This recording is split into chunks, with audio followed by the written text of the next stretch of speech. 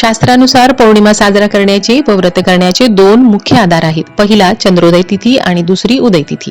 तर यंदा नवीन वर्षातली सुरुवातीलाच म्हणजे 2 किंवा 3 जानेवारी रोजी पौर्णिमा तिथी कधी असणार आहे याबद्दल आपण थोडक्यात जाणून घेऊया.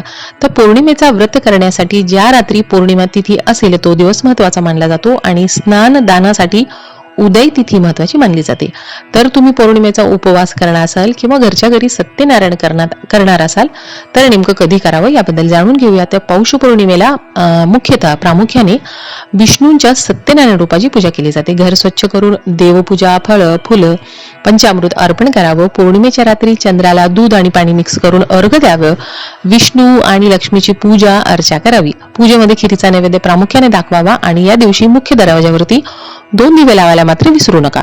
हिंदू धर्मात पौर्णिमेला अतिशय महत्वाचं स्थान दिले गेले आहे. या पौष पौर्णिमेला शाकंभरी पौर्णिमा सुद्धा म्हटलं जातं.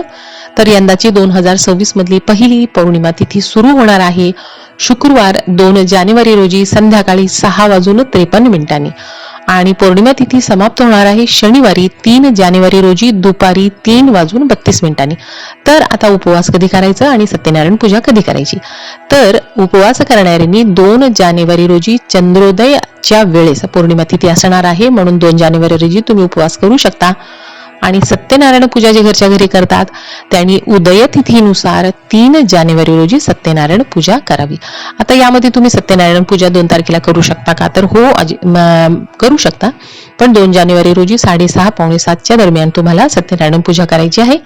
आणि दुसऱ्या दिवशी 3 जानेवारीला थोडे दुपारून उशिरा तुम्ही सत्यनारायण पूजा उचलायची आहे. आणि 3 जानेवारीला जर तुम्ही सत्यनारायण पूजा करणार असाल तर सकाळी लवकर उठून तुम्ही स्नानादी झाल्यानंतर देवपूजा करून सत्यनारायण पूजा करा आणि दिवसभर तुम्ही सत्यनारायण पूजा ठेवू शकता.